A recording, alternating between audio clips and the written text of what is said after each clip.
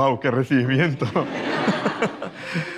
Bueno, hola a todos, muchas gracias por venir. Me llamo Ramón Chener y me gustaría para empezar explicaros una pequeña cosita que creo que a lo mejor puede ser inspiradora.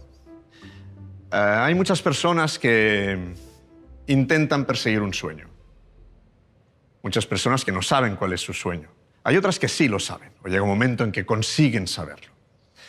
Y van detrás de ese sueño, detrás de esa idea, para intentar atraparla. A mí en la vida me ha pasado exactamente al contrario. Yo soy un tipo con suerte, con mucha suerte. Cuando tenía 6 años, mi mamá me apuntó al conservatorio. Porque la ilusión de mi mamá es que mis hermanas y yo tocáramos el piano, que fuéramos músicos. Porque a ella le hubiera gustado serlo. Y no pudo. Así que pensó, los niños que hagan música. Con 11 años decidí no ir nunca más al conservatorio. Decidí que era un rollo, que no podía más de estudiar las escalas y los estudios de Czerny. Así que me fui y dejé la música y todo lo que tiene que ver por el arte por primera vez en mi vida, con 11 años. Después, unos años más tarde, conocí a Victoria de Los Ángeles, la gran soprano. Ella accedió a escucharme. Yo solía cantar en fiestas y imitar a Julio Iglesias o a Miguel Bosé o a Michael Jackson, cosa que no voy a hacer. Y me dijeron, hombre, pero tienes mucha voz, deberías estudiar canto. Y yo pensé, no, canto, no, de ningún modo. Pero él insistió, me llevó a casa de Victoria a Los Ángeles, Victoria me escuchó y me dijo, tienes voz de barítono. Ella me animó y me volví a meter en la música. La música me perseguía por segunda vez. Y a pesar de que yo ya le había dicho una vez que no, ella volvió a aparecer en mi vida y me dijo, sí. Y me encontré estudiando canto. Y me encontré otra vez delante del piano. Y me encontré otra vez haciendo solfeo y estudiando armonía. Y empecé a cantar. Y cuando llevaba unos cuantos años cantando, de barítono, pensé que no cantaba como yo me había imaginado cantar. Decidí dejar la música, decidí dejar de cantar. Me fui a mi casa y lo dejé. Era la segunda vez que dejaba esa cosa que me perseguía. Pasé unos cuantos años más y un amigo mío me dijo, oye, ¿es verdad que tú sabes alguna cosa de música? ¿Sabes que me han invitado a ir a la ópera? ¿Por qué no me explicas algo? ¿Por qué no me explicas lo que me voy a encontrar cuando llegue ahí? Así que quedamos para cenar, le expliqué lo que se iba a encontrar, al día siguiente se fue al teatro, le encantó la ópera. Me llamó al día siguiente diciendo que le había encantado, que quiero volver, necesito volver. ¿Qué otras óperas existen? Yo le dije, pues, hijo, hay cientos, hay miles. Bien, eso fue el principio de mi tercera vez. Fue la tercera vez que alguien me ponía en la pista de la música. La primera vez fue un estúpido, la segunda vez también. La tercera... sigo siendo igual de estúpido, pero aquí estoy. Porque lo más maravilloso que me ha pasado con la música, lo más maravilloso que me ha pasado con el arte, es tener la posibilidad de poder compartirlo con los demás. ¿De qué sirve si no? Así que aquí estoy para poderlo compartir con vosotros. Este sueño que me persiguió, que no dejó nunca de perseguirme, que no dejó nunca de estar detrás en mi espalda, tocándome la espalda. Y empezamos cuando queráis. No sé, ¿quién tiene la primera pregunta? Hola, Ramón. Eres el director de los programas This is Opera y This is Art, en el que haces un viaje por la historia del arte a través de las emociones, como la soledad, la tristeza, la felicidad. ¿Qué relación existe entre el arte y las emociones? ¿Podrías ponernos algunos ejemplos? Podría ponerte millones de ejemplos sobre el arte y las emociones. Todo en el arte es emoción. Todo en la música es emoción. Cuando uno se encuentra frente a una obra de arte, uno está frente a Velázquez, frente a Goya, frente a Beethoven, puede estar delante de esa obra de arte de muchos modos. Y hay muchos niveles de lectura de esa obra de arte. El nivel 1, y el más elemental de todos, es el de la emoción, es el del sentimiento. Después viene el nivel 2, que es el nivel argumental. Después viene el nivel 3, que es el nivel simbólico. Y hay todavía un cuarto nivel, que es el nivel técnico. Pero a ese primer nivel, que es el nivel de la emoción, a ese nivel está todo el mundo invitado. A ese nivel todo el mundo puede llegar. Todo el mundo tiene la capacidad de emocionarse. De hecho, todos nos emocionamos exactamente de las mismas cosas. Cuando tenemos miedo, todos tenemos miedo de las mismas cosas. No solo aquí, también en la otra punta del mundo. Cuando nos alegramos exactamente de las mismas cosas aquí y en la otra punta del mundo. Cuando tenemos envidia, también. Por eso es tan importante la emoción y el sentimiento, porque es atemporal y porque es universal. En el momento que tú estás delante de, yo qué sé, del 3 de mayo de Goya, aunque no sepas qué está representado en ese cuadro, el momento que tú estás ahí delante y estás sintiendo lo que sea, da igual.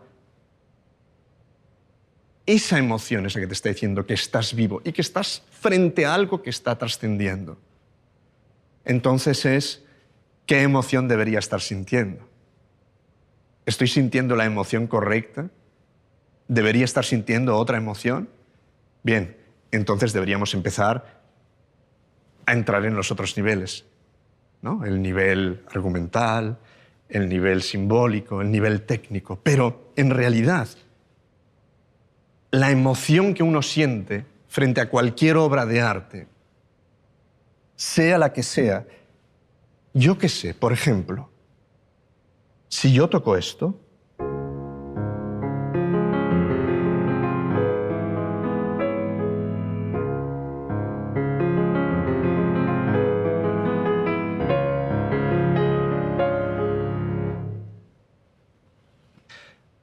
¿podéis levantar la mano todos los que sabéis qué es esto que acabo de tocar? Ok. Ahora va a ser todavía más claro. Levantad la mano todos los que no sabéis lo que acabo de tocar. Bien, alta, sin miedo. Muy bien. Levantad la mano y tenerla levantada. Muy bien. Seguid con la mano levantada. Seguid con la mano levantada. Vuelvo a tocar. Allá vamos.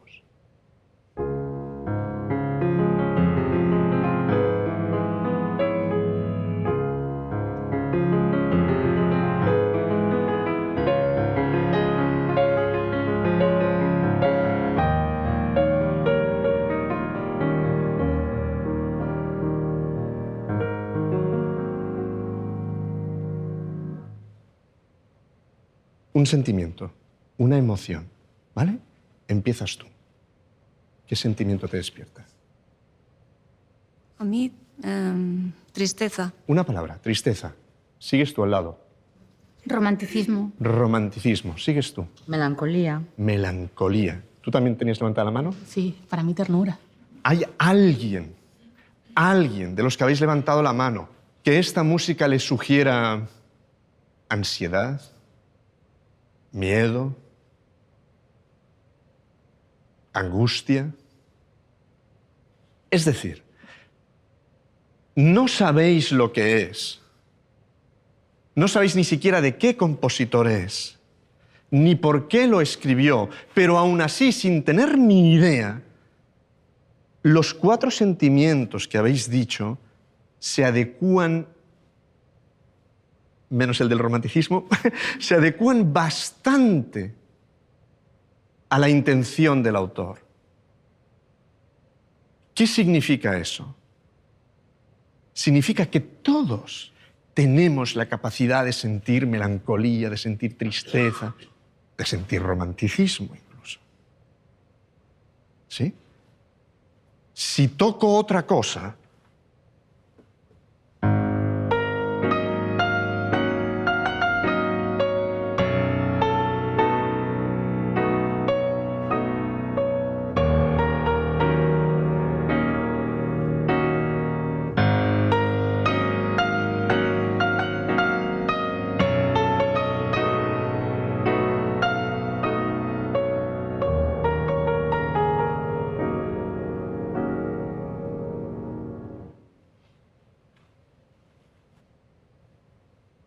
¿qué tipo de música es esta?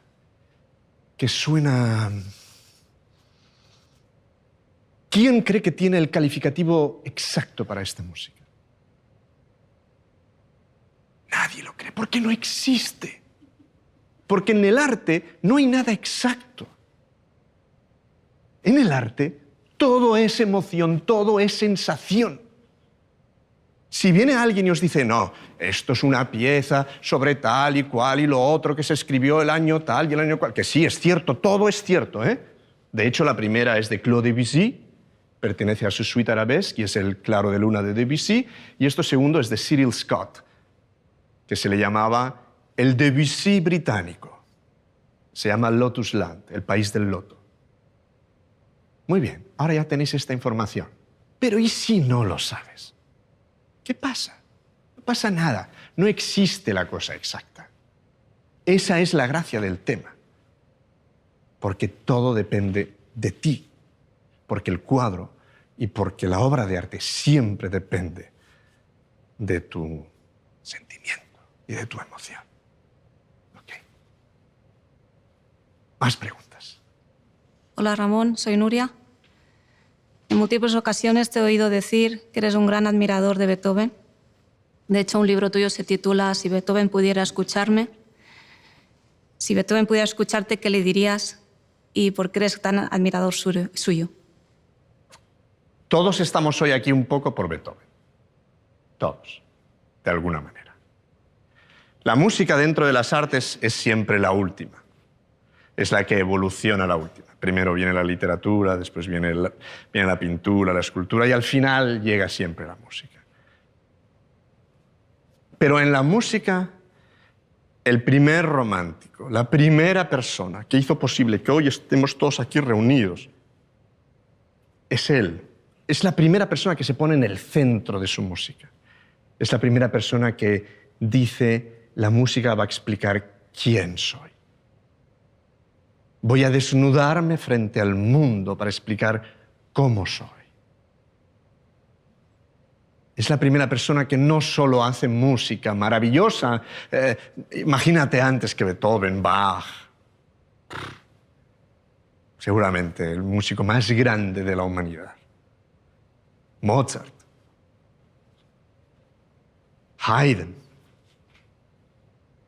Pero él es el primero que dice, la música va a hablar de mí.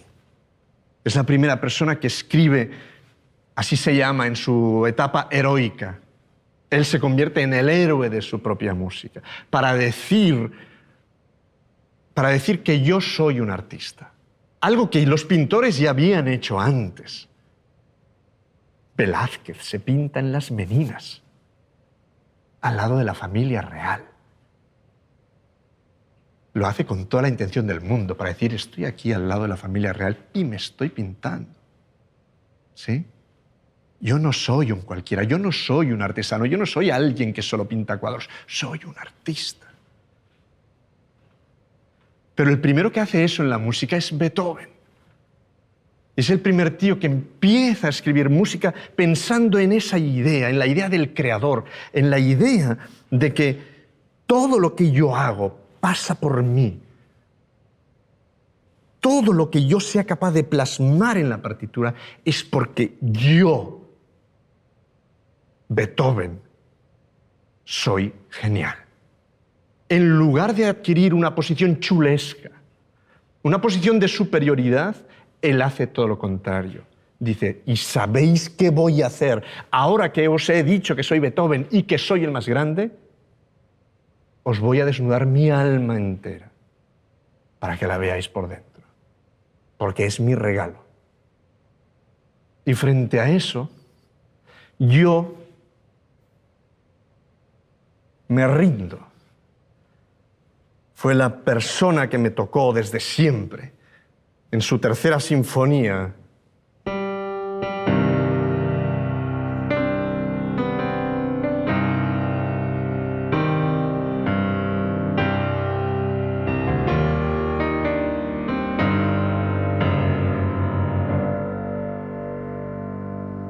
La sinfonía heroica, es el segundo movimiento.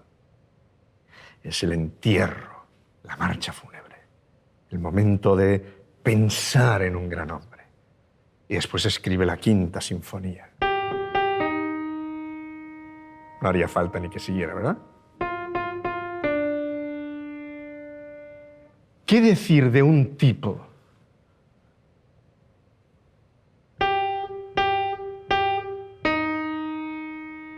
¿Qué decir de un tipo que es capaz de desnudar su alma entera, de mostrar al mundo lo inmenso que es con 4 notas,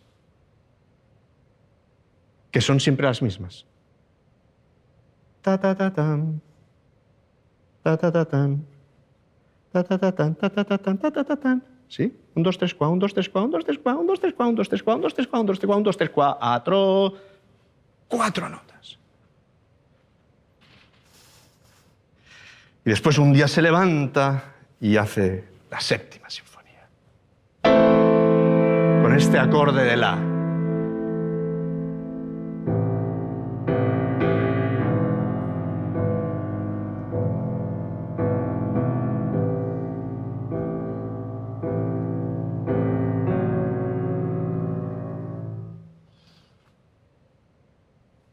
Y después otro día se levanta.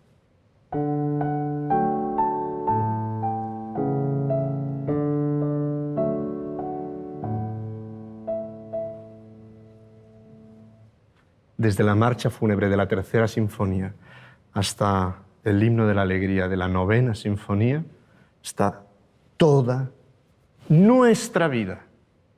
Que no la suya, que también, sino toda la nuestra.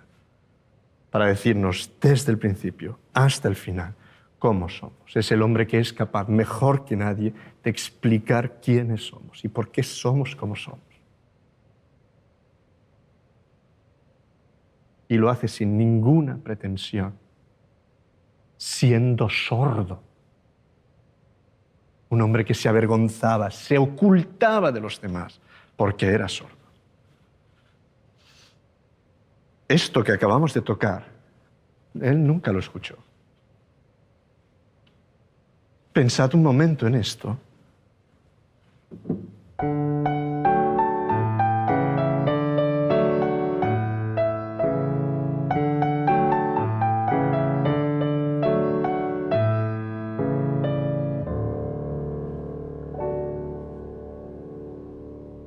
Otra vez, 4 notas, ¿eh? Otra vez 4 notas. Pero ¡qué demonios! El tío tenía un teléfono para hablar con Dios. Porque Beethoven no era un gran melodista. Su armonía muchas veces es débil. Su ritmo muchas veces es primario. Pero cuando tú coges todas esas cosas que separadas no son nada y las juntas, milagro. Pensad en esto de la séptima sinfonía.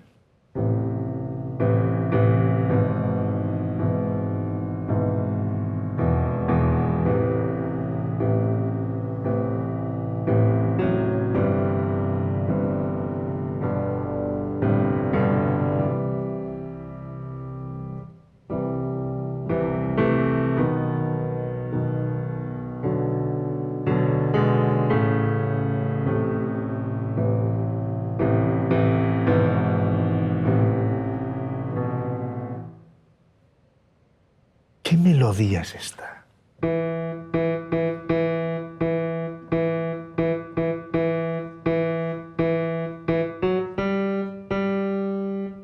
¿Qué melodía es esta? Pero,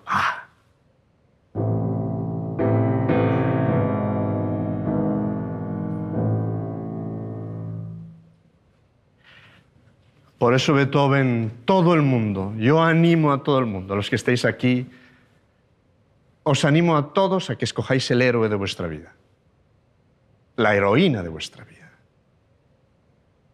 Yo en mi vida, cuando la música llegó por tercera vez, después de que me persiguiera y me persiguiera y me persiguiera, decidí que esa persona que me acompañaría siempre sería Beethoven. Y lo sería por todas esas cosas. Por ser el primer artista, por ser el primer músico con conciencia de artista, por ser el primer músico que dijo, habrá 1000 príncipes, pero Beethoven solo hay uno. ¿Y sabes qué? Soy yo.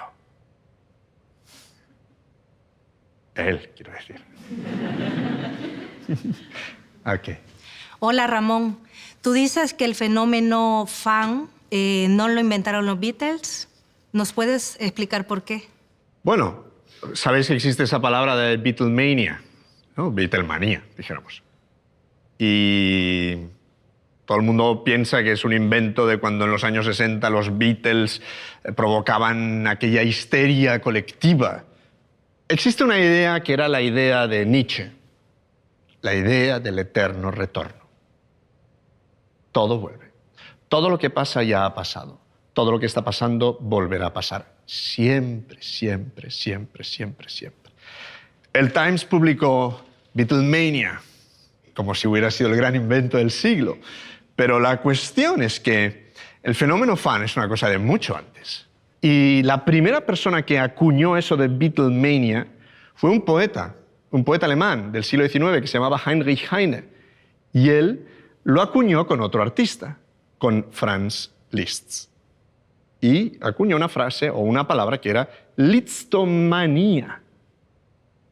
Lisztomanía. Para explicar exactamente lo mismo que pretendía explicar el señor del Times. Y es que la gente se volvía loca cuando los Beatles tocaban. La gente se volvía loca cuando Liszt tocaba.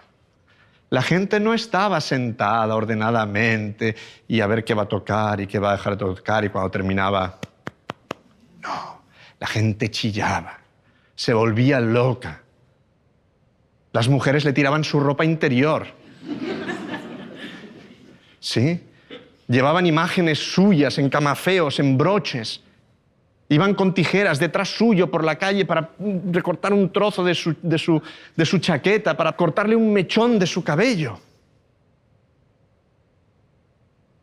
Cuando terminaba de tocar, el piano con el que él tocaba era destruido prácticamente por las fans. El piano es así en gran medida gracias a Liszt. Aquí dentro, el piano, después cuando terminemos, venís aquí, ¿lo veis? Hay una cosa que se llama la lira. Es un armazón que lo que hace es mantener las cuerdas en tensión. Antes de Liszt no existía la lira.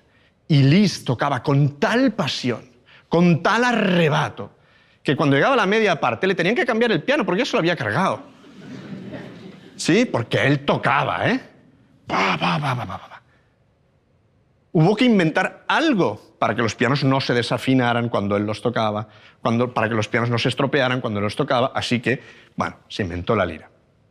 Así que yo os invito a todos a que seáis un poco lisztomaníacos o Beatlemaníacos y que podáis vivir con esa pasión, porque eso es lo que quiere el artista, que podáis ver su obra, que podáis disfrutar su obra del modo más directo posible, sin tapujos, sin cortapisas y sin miedo a expresar lo que uno siente.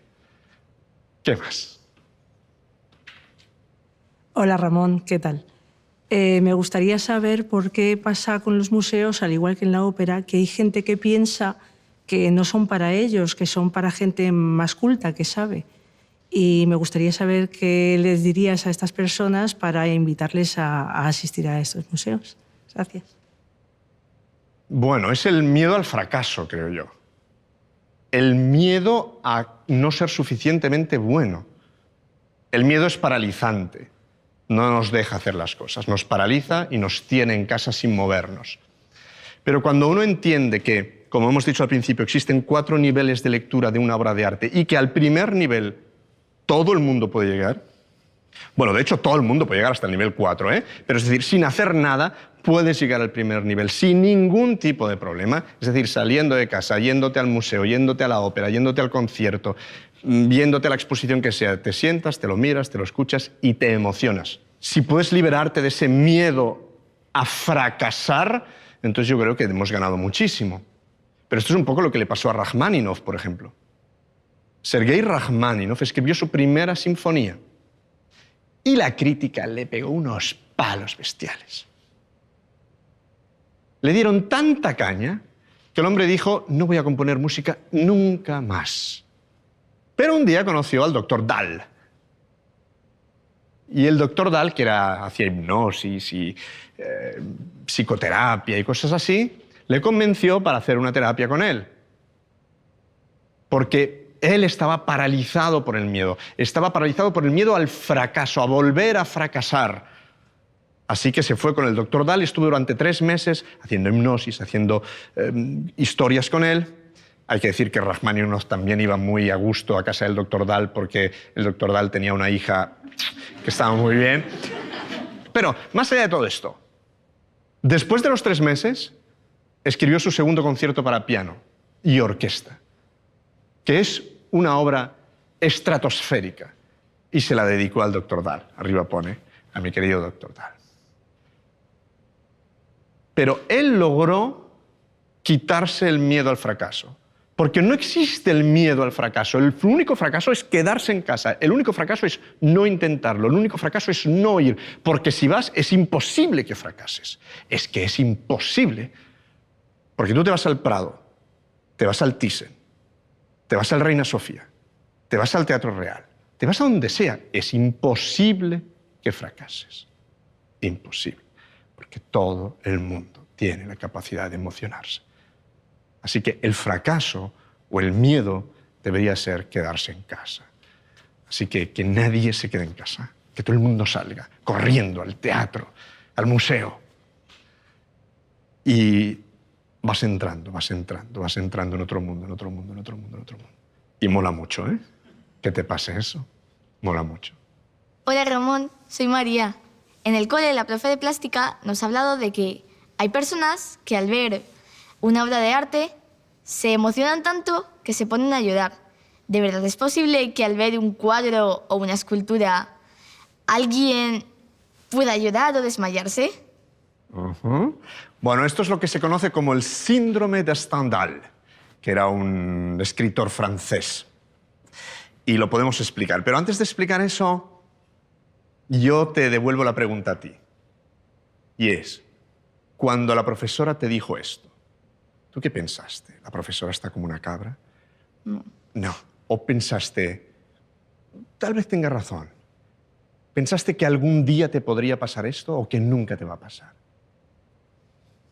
Pues no sé. Depende de las circunstancias que haya o de lo que ese cuadro sea para ti, porque a lo mejor es algo que has vivido o que has visto algo próximo, que acabas de pasar por el sitio y puede que te dé un lapsus y te... Es que no sé para qué me traen a mí a explicar las cosas. ¿Qué cierto es lo que acabas de decir? ¿Cuán cierto es lo que acabas de decir? Y tenía que ver con las emociones que estábamos hablando antes, ¿verdad?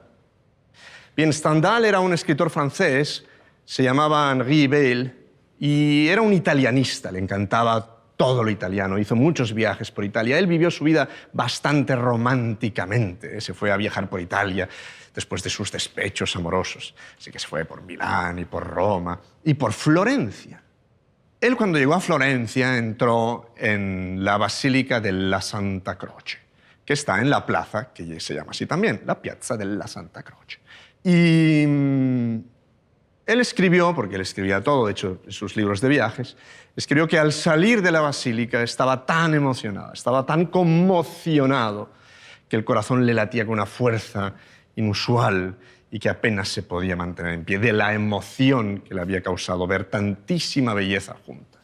Pero el síndrome de Stendhal es eso. Hoy en día se define como una especie de patología o como una especie de nombre para todas esas personas que tienen esa capacidad.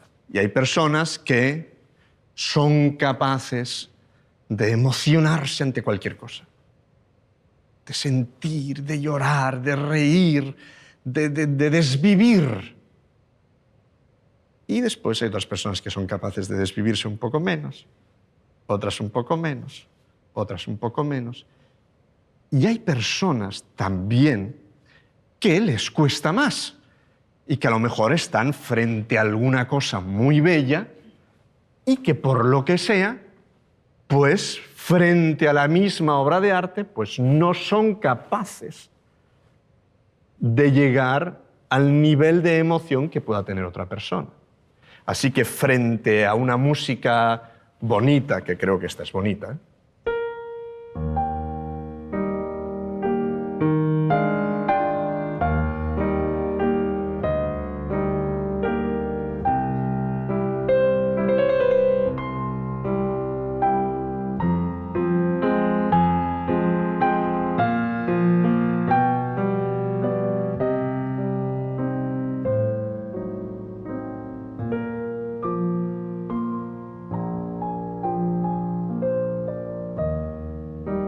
es bonita, ¿no?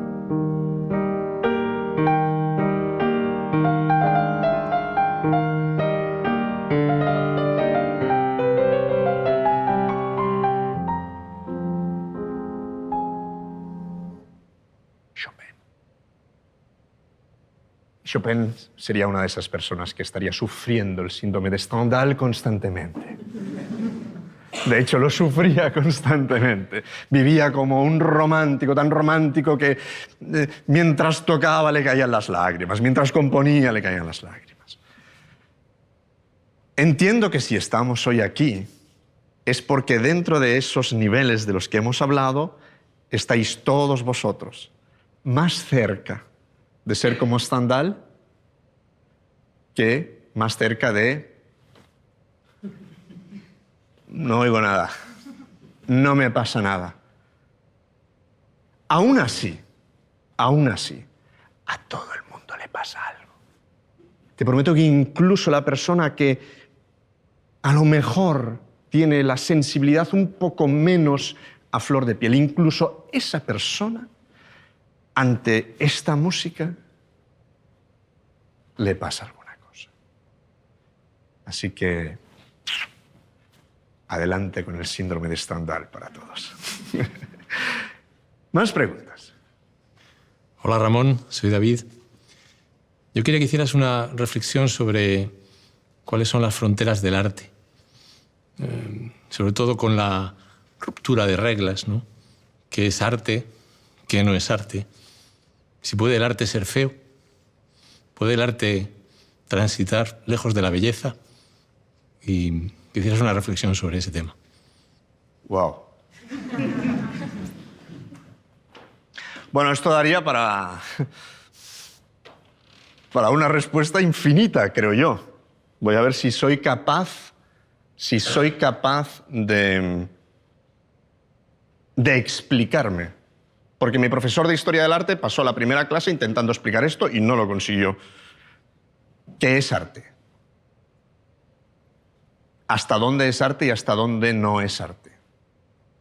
¿El arte tiene que estar ligado a la idea de belleza?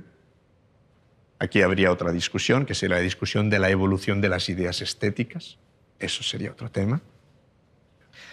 Pero empecemos a lo mejor por el arte abstracto. Tal vez sea un comienzo donde podamos tú y yo tener un punto de partida común, y todos nosotros.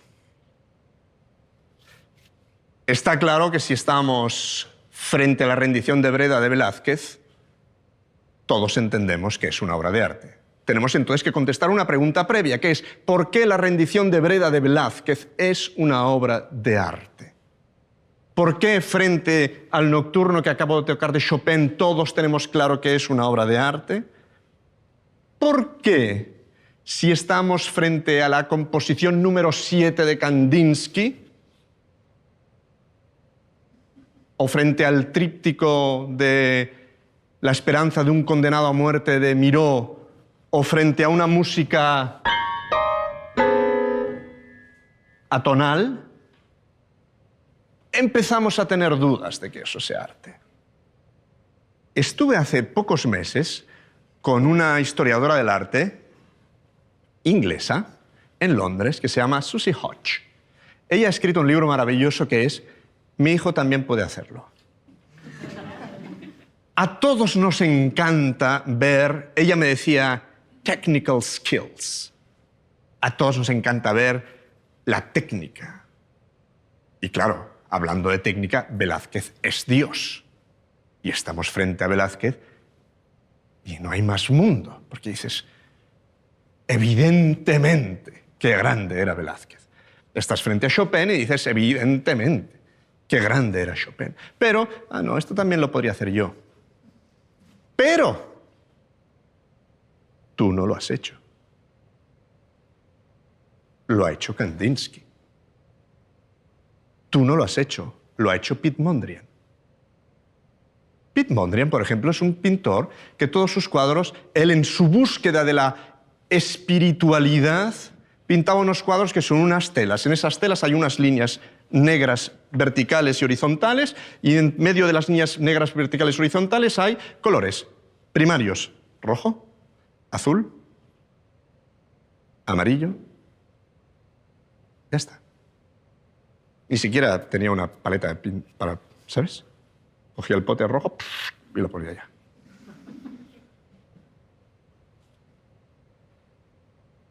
Pero en cambio hoy estamos aquí, han pasado muchos años y estamos hablando de Piet Mondrian. ¿Por qué? Porque él tuvo la idea. Con el arte abstracto o con la abstracción en el arte, ya no se trata de la técnica. Por ejemplo, a ver si soy capaz de ayudarme con el piano. Si yo toco un acorde,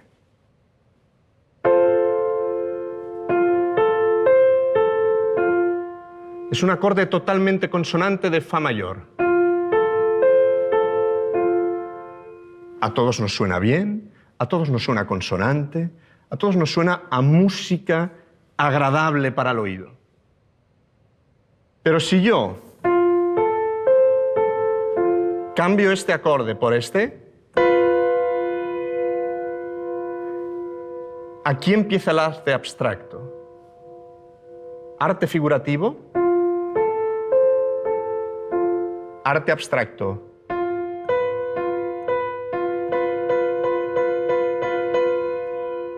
Este acorde en la Edad Media se le llamaba diablo sin música.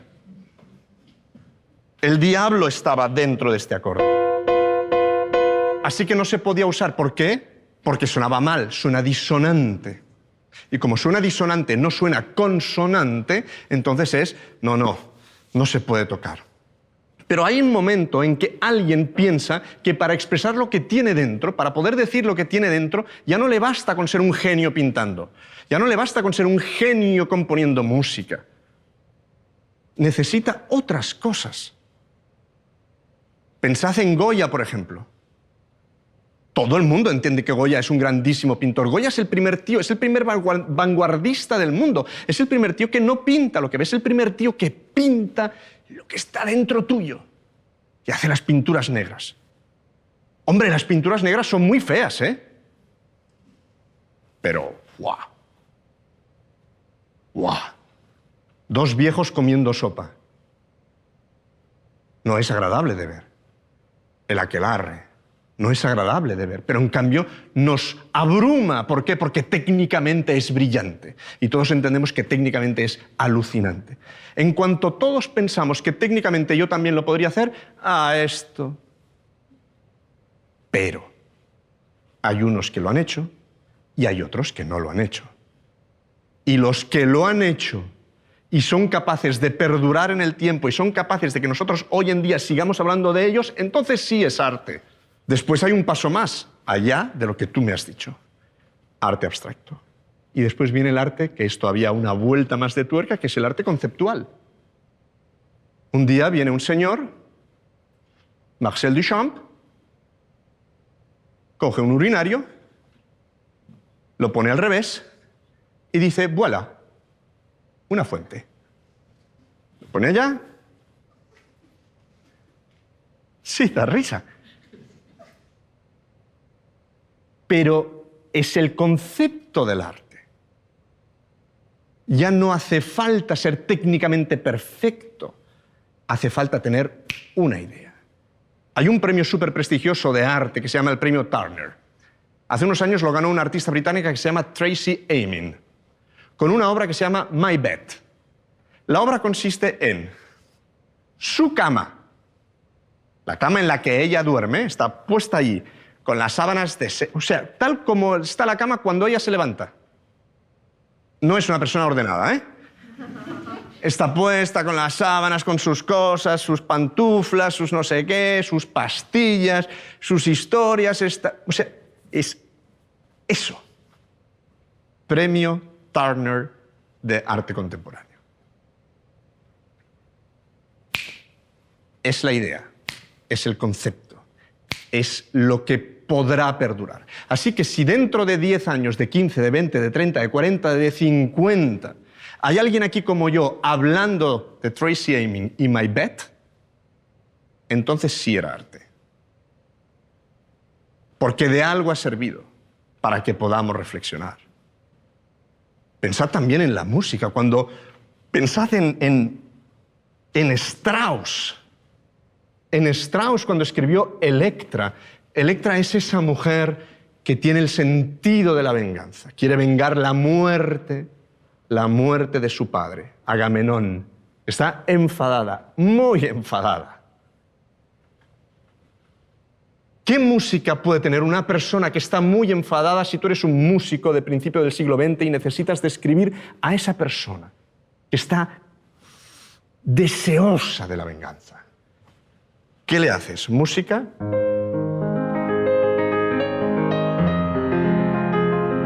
No. Suena diabólicamente horrible, disonante. De hecho, hay 2 tonalidades ahí. Pero dentro del contexto de la obra es maravillosamente consonante. Porque cuando la estás viendo a ella y ella de golpe aparece en escena y suena... ¡Wow! Se abre un universo. Cuando tú vas a ver el ballet Petrushka de Stravinsky, Petrushka también es un personaje complicado. ¿Qué música tiene Petrushka? Esta. Acorde Petrushka.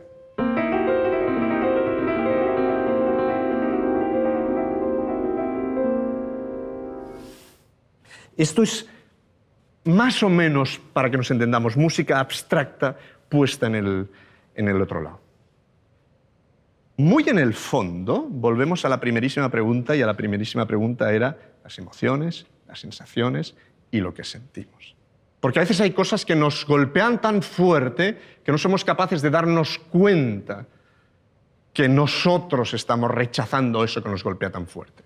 Pensad en Turandot. Turandot es una música que a todo el mundo le encanta, ¿no? Es un dorma y todo aquello. ¿Bien? ¿Cómo empieza Turandot? Turandot.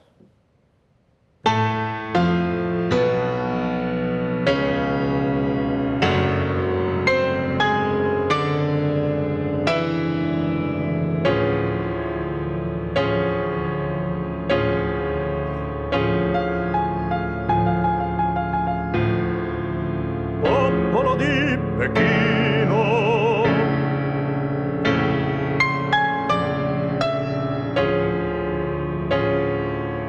Esto es tremendamente disonante, ¿eh? Pero es una disonancia pucciniana. Es una cosa que nos entra, porque Puccini tiene una magia especial.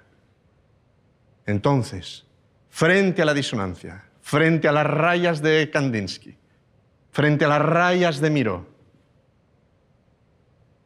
calm. El tríptico que digo de Miró, La esperanza de un condenado a muerte, son 3 cuadros. Y lo único que hay en cada cuadro es una raya negra.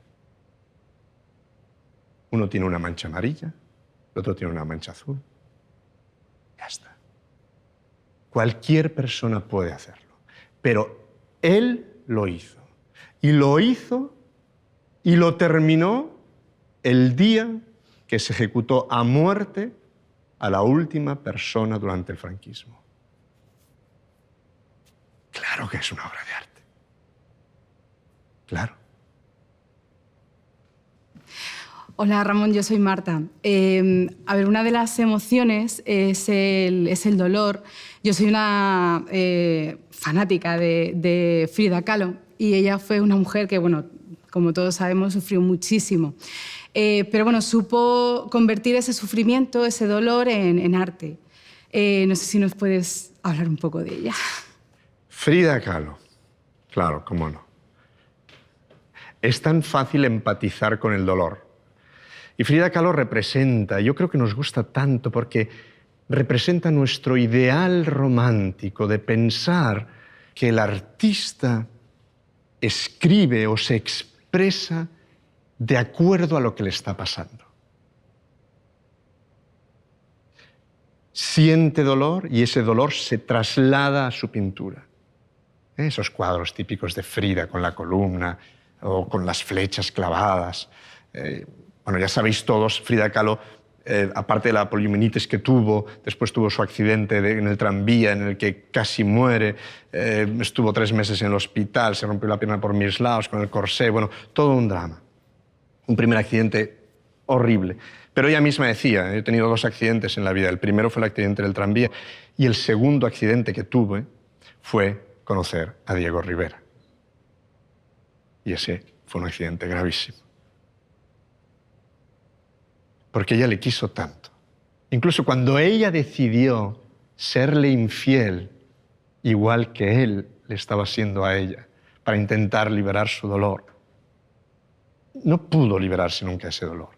Entonces, cuando nosotros estamos frente a un artista que siente ese dolor y que nosotros vemos ese dolor en su obra, entonces inmediatamente empatizamos. Y eso es lo que nos pasa con Frida, y por eso es tan potente su obra, porque enseguida nos vemos, ¿cómo decirlo?, nos vemos identificados en ella. Pero me gustaría poner otros ejemplos de relación del dolor o de relación del artista con su obra de acuerdo al sentimiento que está sintiendo. Está claro que el sentimiento vital de Frida es dolor. Una mujer postrada en una cama, que lo primero que hace es pintarse. Cuando ella empezó a pintar, pintándose el corsé, pintándose el yeso, pintando mariposas en su yeso, ¿sí? Porque no se podía mover de la cama. Que tenía un espejo arriba y miraba arriba para pintarse. Tumbada en la cama, sin moverse. Pensemos, por ejemplo, en Rembrandt. También sufrió mucho, también tuvo muchísimo dolor. Rembrandt, por ejemplo,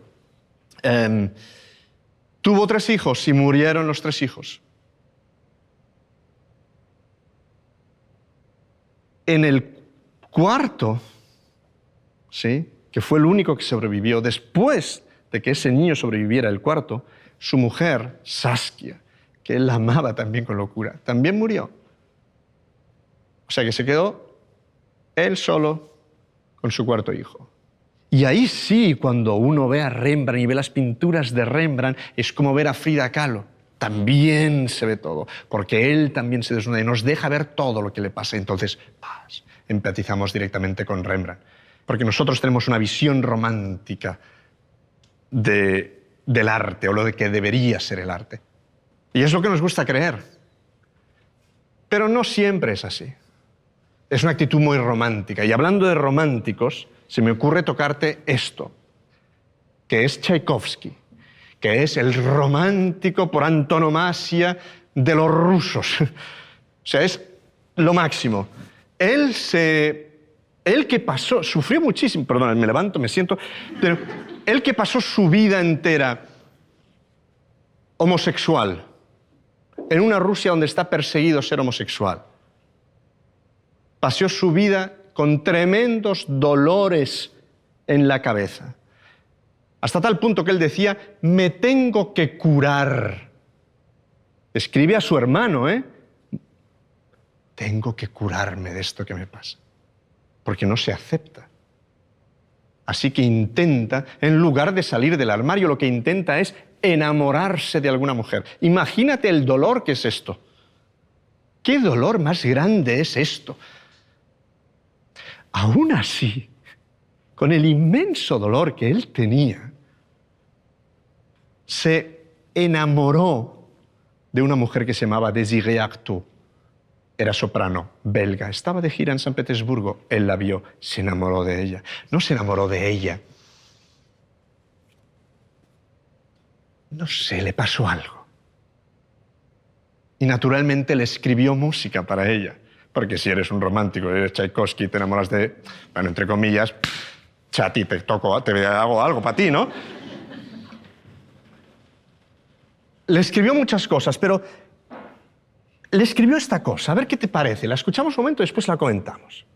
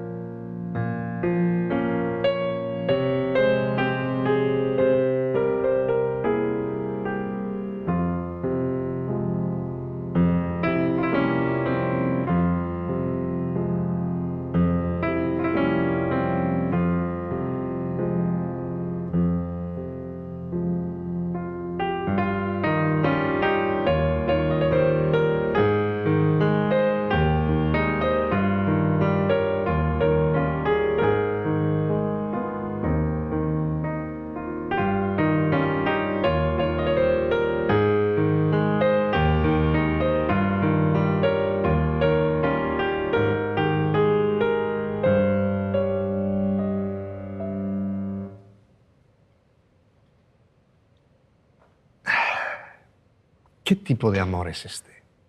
Mira la tonalidad que usa para enamorarse de alguien y para decirle a alguien que la quiere. Fa menor.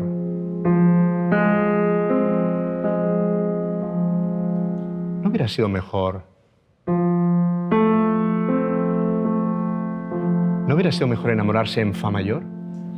Mira, mira, mira, mira. Mira, mira, mira, mira. Fa mayor. Escucha, ¿eh?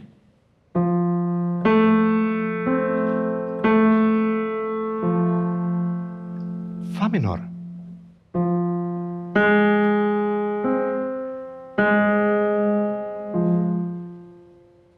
Incluso enamorándose, siente dolor. Se enamora con dolor.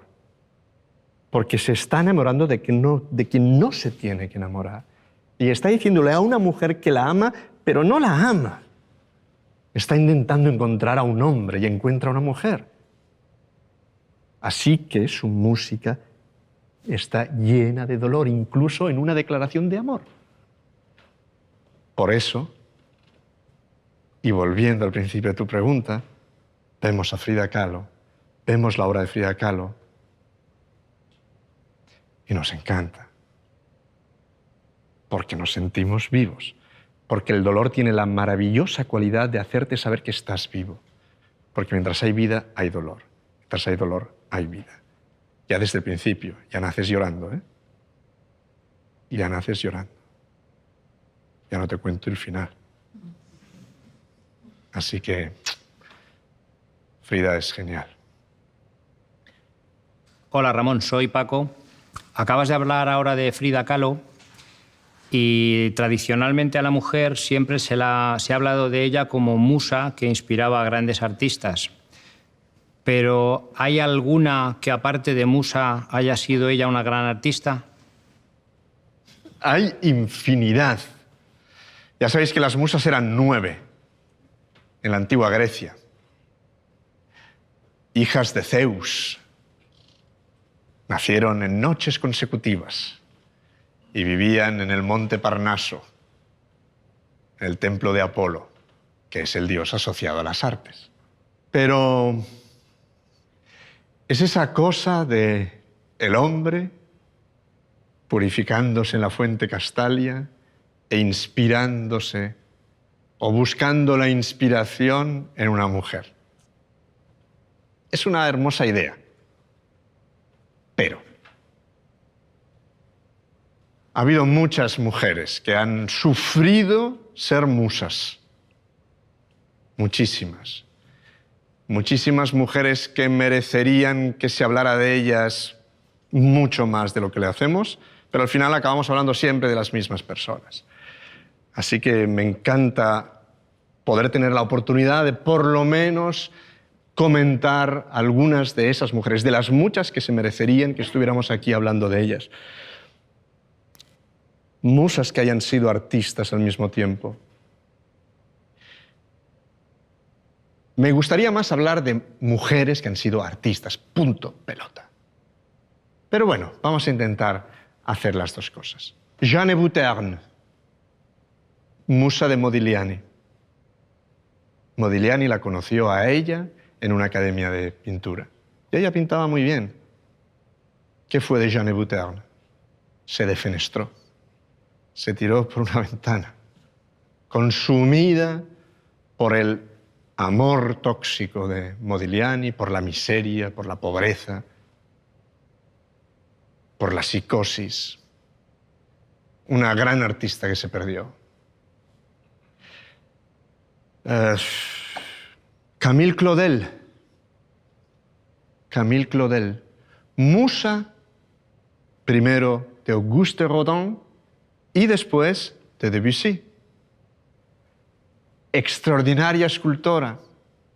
Su obra, La Ola, es una escultura maravillosa que explica un montón de cosas sobre ella.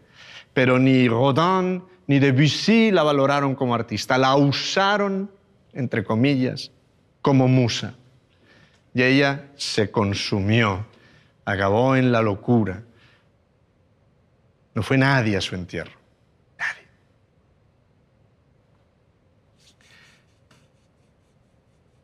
Lucia Joyce, hija de James Joyce, del escritor, el que escribió Ulises. Como escritor, un 10. Como padre, su hija era su musa.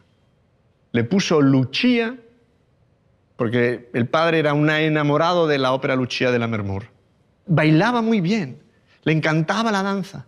Empezó a estudiar danza en París. La vio Isabella Duncan y dijo, esta chica baila muy bien, esta chica tiene que estudiar. Bueno, pues se consumió también por ser musa de su padre.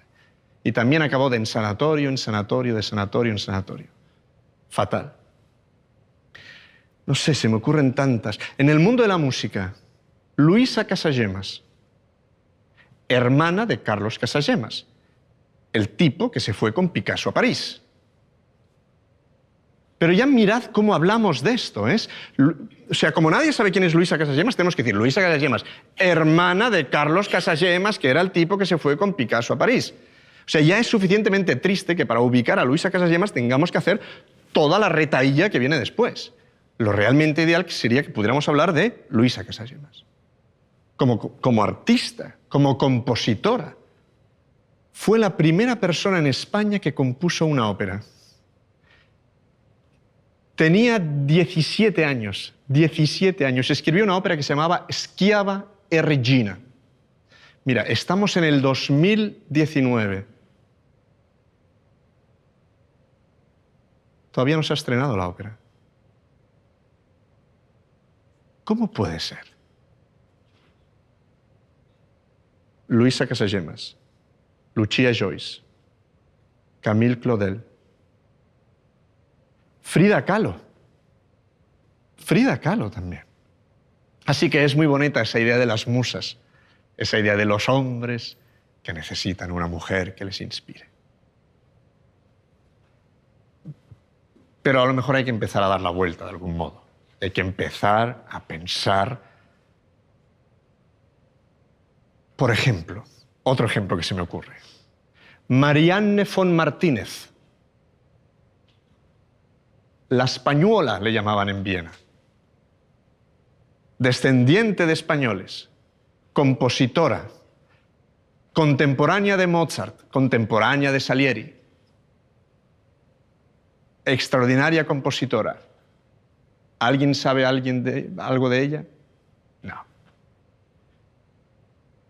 Ahora se están empezando a recuperar sus partituras. Bueno, ojalá se pueda hacer este trabajo y se puedan empezar a recuperar las cosas y podamos hablar de las mujeres que han hecho arte, que son muchas, no por el hecho de que sean mujeres, sino porque son muy buenas artistas.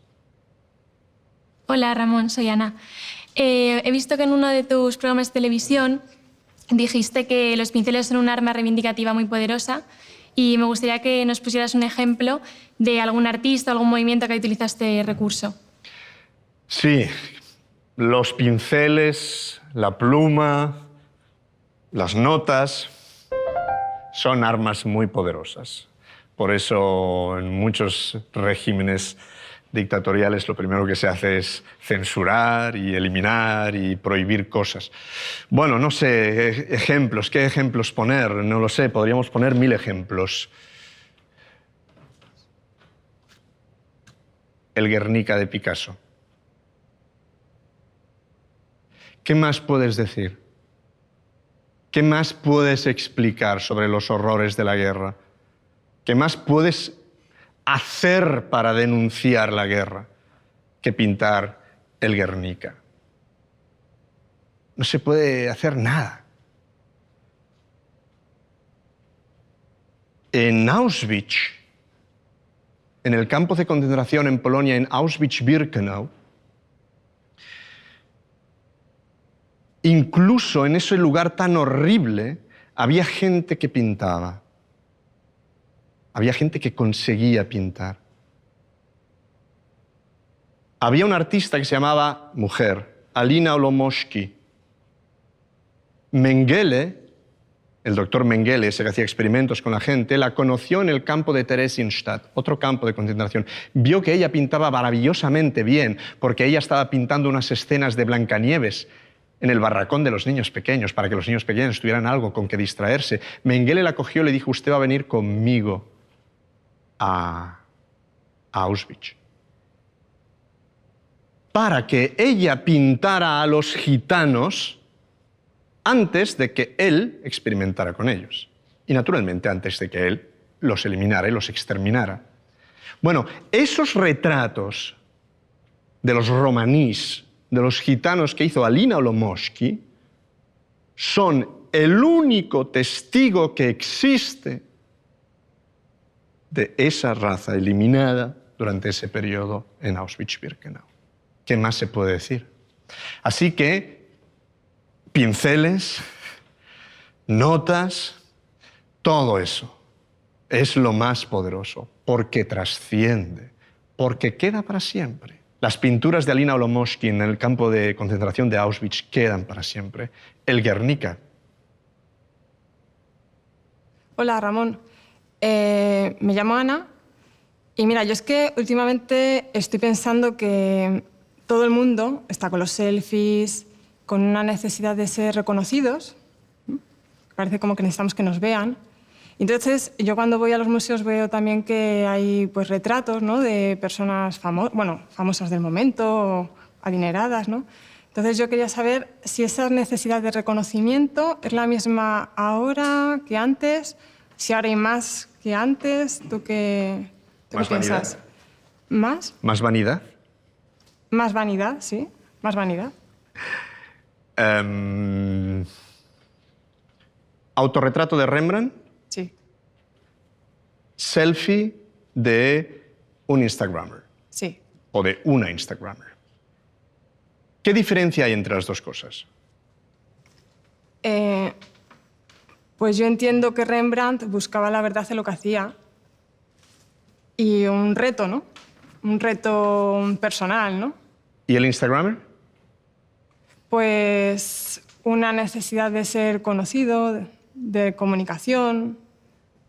Puede ser más que te admiren, ¿no? Que gustes, no sé. Nadie se libra de la vanidad. Nadie. Es goloso. La cuestión es, ¿por qué se autorretrata Rembrandt? ¿Por qué se autorretrata Da Vinci? ¿Por qué se autorretrata Dürer, Durero? ¿Por qué se hacen selfies la gente? ¿Cuál es la diferencia entre las dos cosas? La diferencia, creo yo, está otra vez en el arte. Y el arte es que cuando Da Vinci se autorretrata, no lo hace para que sepamos cuál es su aspecto. Cuando él se autorretrata y tiene la vanidad de autorretratarse, lo hace porque él quiere que nosotros veamos cómo es él por dentro. ¿Sí? Cuando Rembrandt se autorretrata, y se autorretrató varias veces, y tú ves los distintos autorretratos de Rembrandt, vas viendo no cómo él se va haciendo viejo, que también, pero eso es anecdótico. Lo que vas viendo es qué hombre es él, cómo es él por dentro, qué ha hecho él en su vida, qué ha conseguido, cuánto dolor está sintiendo o está dejando de sentir. Selfie de Instagrammer. No quiero ofender a nadie. Lo único importante es lo exterior. ¿Dónde me he hecho la foto? La camisa que llevo, el pintalabios que me he puesto, si me he peinado o no me he peinado, si el sol está más bajo o está más arriba, si me han hecho un contrapicado o un picado. Lo importante en el selfie es lo que no es importante.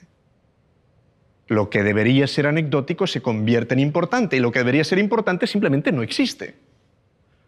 Por eso no es ninguna obra de arte, por muy bien hecha que esté la foto. Supongo que hay excepciones y repito que no quiero faltar a nadie porque seguro que hay excepciones, pero a lo mejor como norma general podemos pensar o tener este pensamiento. Incluso Dürer, Albrecht Dürer, conocido en España como Durero, se autorretrata varias veces. En su cuarto autorretrato, se autorretrata mirándonos totalmente de frente, totalmente hierático, lo cual es un desafío para un artista renacentista, que se muestre a él mismo totalmente de frente al espectador y no de lado, un poco así. No, no, de frente. Y si no supieras que es Dürer, pensarías que es Jesucristo. Se pinta como el mismísimo Jesucristo. Y a su lado, más allá de firmar, porque él firma, diciendo, ¿esto lo he hecho yo? No otro, yo, que soy Dürer, pone, me he pintado con colores inmortales. ¿Cuánta vanidad hay ahí? Toda la del mundo. Me he pintado con colores inmortales. Tú, mortal, me estás viendo a mí, que aunque ya esté muerto, soy inmortal. Está lleno de vanidad ese acto de Dürer. Pero, amigo, es una trampa. Porque cuando tú miras el autorretrato de Dürer, hay mucho más que solo su aspecto exterior. Porque te das cuenta que cuando él dice me he pintado con colores inmortales, no se está refiriendo a su aspecto como si fuera el mismísimo Mesías. Se está refiriendo a que él por dentro es un artista que trasciende. Hola Ramón, soy Mónica. Mis hijas ya sienten pasión por la música, pero me gustaría que los demás niños también fueran capaces de sentirlo. Seguro que tienes alguna historia que les pueda conducir hacia esa pasión que es irrefrenable una vez que la desarrollan. Esta es seguramente la pregunta más difícil de todas. Es una pregunta muy recurrente, es una pregunta que me hacen mucho y es una pregunta sobre la cual todavía no he encontrado la respuesta. Solo he encontrado pistas. Todos los padres, yo también lo soy, muchas veces sufrimos una cosa que se llama el síndrome de Frankenstein. A todos nos gustaría que nuestros hijos fueran como nosotros hemos pensado que tienen que ser. Ya sé que todo el mundo me dirá, no, yo a mi hijo será lo que él quiera. No, sobre todo lo que él quiera, que sea feliz, que haga lo que quiera. Sí, seguro. Y tú estás embarazada y seguro estás pensando. Pero pasa una cosa, y es así. De golpe, tú estás con esa idea, no, mi hijo que sea lo que él quiera, que sea lo que sea, que lo que él quiera. Pero un día viene y te dice, voy a hacer X. Y tú, a pesar de que quieres que él haga lo que él quiera, o que ella quiera, tú, de algún modo, en algún file de tu cerebro, tenías que él iba a hacer Y. Y entonces es, Wandala. Naturalmente, todos acabamos en la X para que el chico haga lo que quiera, pero todos tenemos algo de eso. Y todos tenemos esa inquietud que tú tienes, que también tenía mi mamá cuando me apuntó con 6 años al conservatorio, porque sobre todo el niño que estudie música. Yo creo que, y esto sí está probado, que todos los papás que atienden a sus hijos con la mayor de las curiosidades despiertan y siguen fomentando en ellos que sigan siendo curiosos. No sé si soy capaz de explicarme. Es decir, tú sales a la calle y vas con tu niño de 3 años. Cuando los niños tienen 3 años, o niñas, los niños pasan por la fase del por qué. Preguntan por qué. ¿Por qué esto? ¿Por qué esto? Mamá, ¿por qué no sé qué? Papá, ¿por qué no sé qué? Y tú estás hasta aquí. Puedes ir a ver al psicólogo, mi hijo me tiene... Y el psicólogo te dice, bueno, usted no se preocupe, esto pasa. La clave está en que no pase. La clave está en que eso no pase, que no deje de pasar. O sea, tú eres un niño pequeño y sales a la calle, y un día sales a la calle y ya puedes hablar y sales, y ves el cielo, y es azul. Pero tú no sabes que es azul. Y entonces le preguntas a tu mamá o a tu papá, mamá, ¿por qué es azul el cielo? Y tú dices, niño, ¿es azul? Ha sido azul siempre. Y el niño no le convence la respuesta. Pero claro, eres su autoridad. Al segundo día, vuelve a salir a la calle y el cielo vuelve a ser azul, pero para él es la segunda vez. Y sale y pregunta, mamá, oye, ¿el cielo por qué vuelve a ser azul? Y tú le dices, niño, ayer ya te expliqué que es azul y punto. Al tercer día el niño no pregunta. Porque el niño da por sentado que el cielo es azul. Y cuando eso pasa es que el niño ha dejado de tener curiosidad.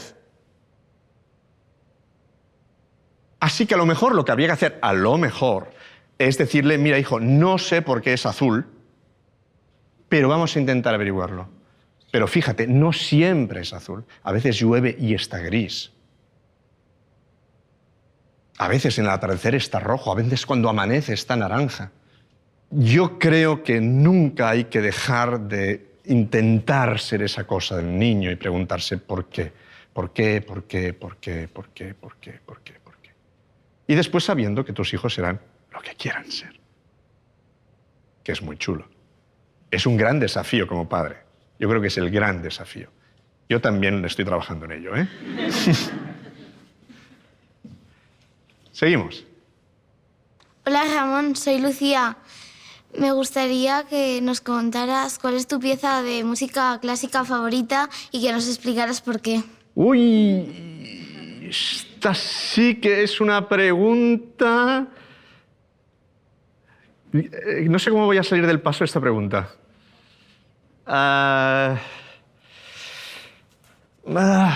Me siento, ¿eh? No sé si... Yo he venido con una mochila que está ahí, con mi mochila. No sé si... Eso. Gracias. Ahí está. Muchas gracias. A lo mejor la mochila sirve para contestarte. Abro y te lo enseño. Os lo enseño. Guardamos esto aquí atrás. Son 2 partituras. La primera es la partitura de Parsifal, de Richard Wagner. Me gustaría enseñarte una cosa. Aquí. Pone mi nombre y pone la fecha en que compré esta partitura.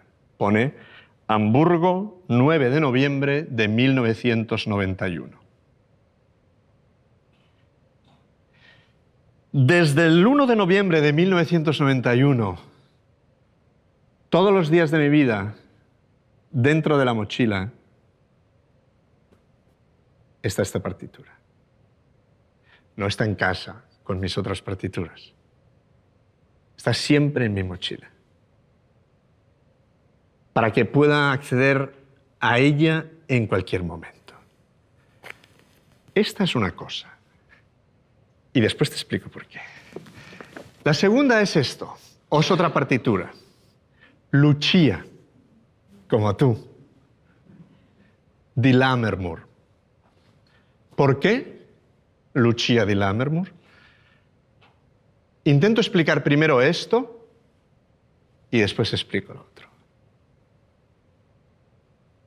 Mi pieza, mi obra de arte favorita es la obra de arte de la que tengo que hablar ese día.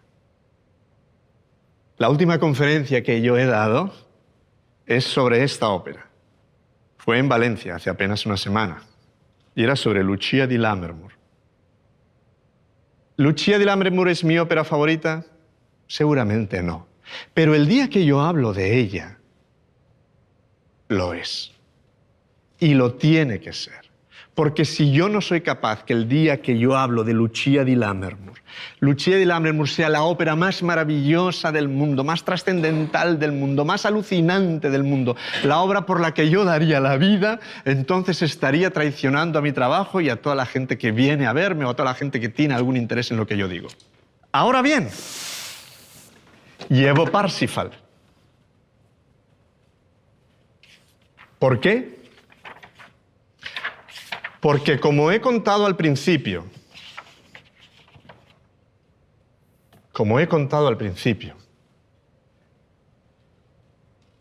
la música estuvo persiguiéndome.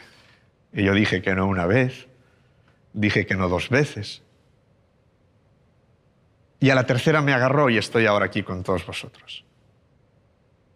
En el viaje entre la segunda y la tercera vez, cuando yo dejé de cantar, cuando lloraba todos los días y todas las noches, hubo una obra que me salvó la vida.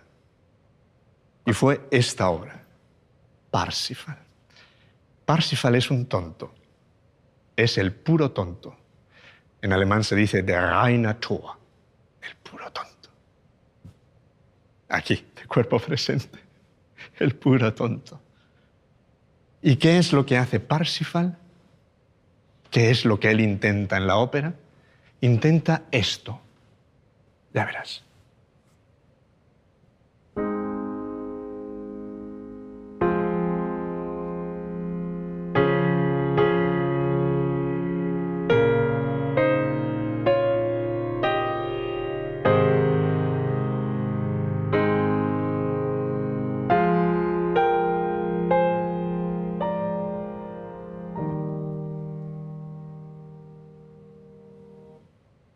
Este es el leitmotiv del Santo Grial.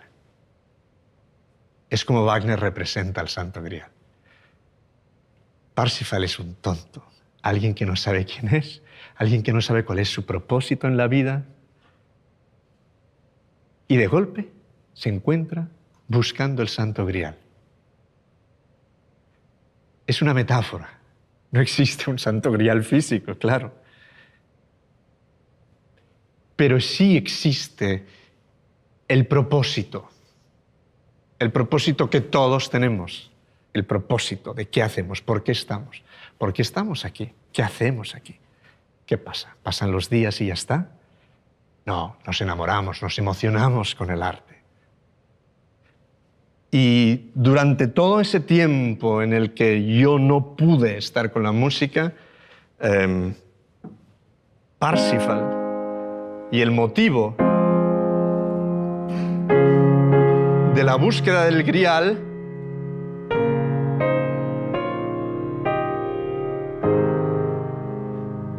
me estuvo acompañando todos los días. Y yo todos los días antes de irme a dormir escuchaba esto.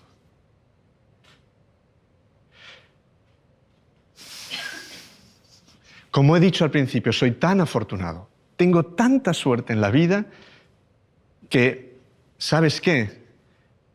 Ni siquiera tuve que ir a buscar el Grial. El Grial me vino a buscar a mí. Así que no sé si es mi pieza de música clásica, como tú has dicho, favorita, pero sí es la pieza de música, estas notas que he tocado, exactamente estas notas, las que me salvaron la vida. Pero tal vez nos sirva a todos también para pensar en el grial, en el tuyo, y en el tuyo, y en el tuyo, en el de cada uno, en los que nos estén viendo ahora, en el grial, en el propósito, en el qué. Y el qué, que cada uno encuentra el suyo, a alguno le costará mucho encontrarlo, a otro le costará menos, uno dará con él enseguida, otro no dará con él nunca, pero da igual, aunque no des nunca con él, la simple búsqueda ya es un éxito. Lo que no puede ser es quedarse en casa. Eso es lo que no puede ser. Hay que salir a buscarlo, hay que ir al museo, hay que ir al teatro, hay que ir a la exposición. No existe el fracaso, solo existe el fracaso si te quedas en casa. Así que, aunque quede muy, y aunque quede muy de autoayuda, ¿qué demonios? No sé, que cada uno pueda encontrar el grial que le mueve, no solo a él, sino a todos los que están a su alrededor. Así que de verdad y de todo corazón os doy las gracias por haberme dejado pasar este ratito con vosotros, que me ha hecho inmensamente feliz y por ello os estoy tremendamente agradecido. Muchísimas gracias.